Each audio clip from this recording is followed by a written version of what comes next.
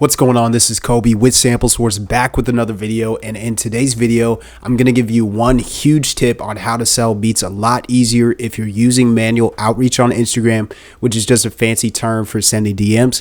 And I'm also going to show you how to get to the point of sale very quickly and how long you should spend before you actually get to the point of sale. So this is going to be an awesome video. Let's jump into it.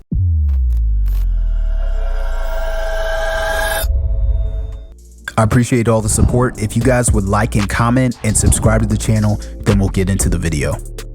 Welcome to the channel. If this is your first time or if you've been here for a while, if you leave here without anything else, even if you don't subscribe, make sure you at least check out the free Instagram sales training below. And what that's going to do is going to tell you basically my journey, how I got into actually selling beats on Instagram, and basically my main approach to selling beats on Instagram. So I'm really excited about that. It is a little bit long, so make sure you set aside like 45 minutes to actually check it out. But if you want to, then make sure you go into the description below and just put in your email and you can watch the free sales training below. Okay, so let's jump into the video. So what I want to tell you about first is my philosophy behind actually getting to the point of sale with Instagram manual outreach. So when you're talking to artists, it can be hard to tell how long you should take talking to them, getting to know them and what they want as far as beats before you actually pitch your beats to them and try to get a sale. So a lot of people, either they want to send the link in the first message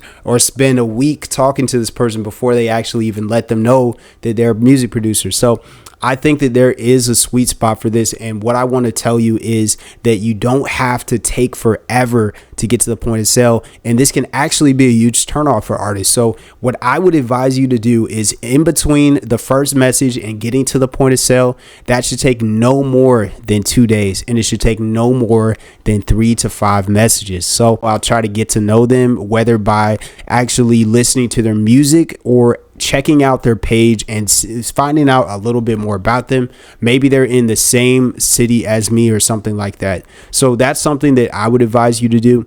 The second thing is don't talk too personal with them. You want to get some rapport going, so you want to point out your commonalities, but you don't necessarily want to just talk like it's an everyday conversation, because one, they're going to wonder why you're even contacting them in the first place, and two, they're going to think that you're shady, that you're trying to sell something to them, which you are, but you're not trying to do it in some kind of under the rug type of method. And I actually have a lot of these blog people, you know, maybe they're a blogger for hip hop articles and they try to sell spots in these articles, and they hit you up and basically try to flatter you and then say this long spiel about, you know, how are you?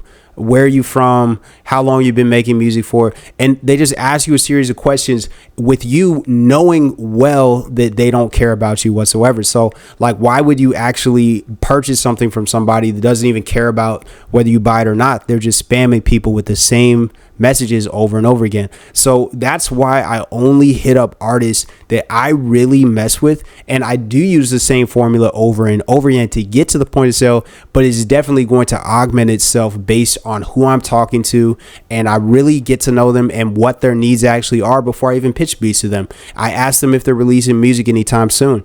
If they're not releasing music anytime soon, I have nothing to sell them, because they don't have a need that needs to be filled. Do you know what I'm saying? So that is the second prerequisite. The third thing is, when you actually get to the point of sale, you want it to be a smooth transition. You don't want to go from how are you? I saw you're an artist. I think that you're really dope, to buy something from me. Here's the link to my beat store. Like, there is a way to get to that transition.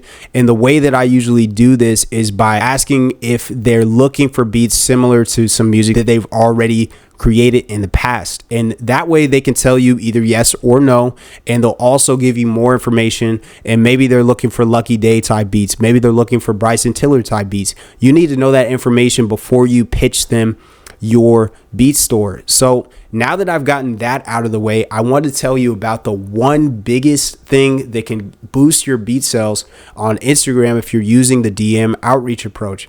So the way that I usually do that is by actually sending BeatStars playlists to the artist. So I'll let them know that once they say, oh, I'm looking for Lucky Day, Bryson Tiller, Drake, something like that, I go and try to clump those artists into one of the playlists that I have all of my beats sort it into. So if they're looking for Daniel Caesar and her type beats, both of those are going to be in my acoustic R&B playlist. Let's say I only have one R&B playlist that I send to everybody, but if it has the kinds of beats that they're looking for in it, then I could simply ask them a question: what kind of beats are you looking for? If they say Don Toliver and Juice World, then I'm going to say, okay, cool. Here's my melodic beats playlist. If you find any that you vibe to, then just let me know. And I already know that they're going to like them because I'm sending them a playlist of beats exactly like what they asked for. So that's a great way to narrow down their selection based on what they're looking for, because if you send them your full website, chances are they're going to get lost in all of the different options that they have.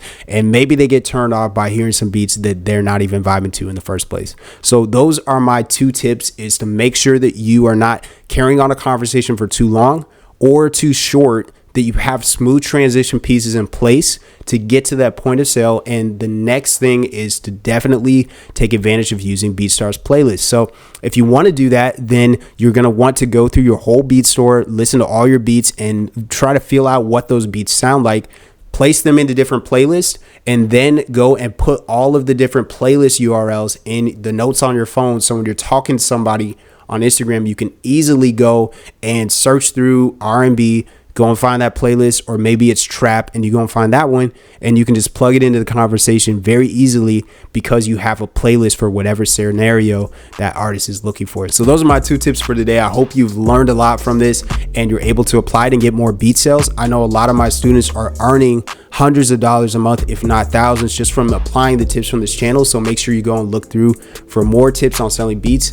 And if you leave with nothing else, then make sure you check out the free training below in the description. It's going to teach you how to get more sales on Instagram. And I hope you've enjoyed the video. I'll see you in the next one.